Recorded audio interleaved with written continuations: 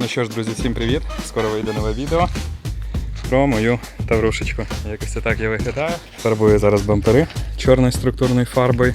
Ось такою по Ньютону. Працює на гаражі у Саші, його немає.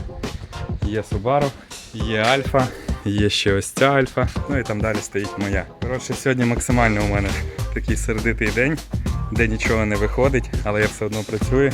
І як говорять, робота є робота. Коротше, дякую вам за підтримку за мої відео.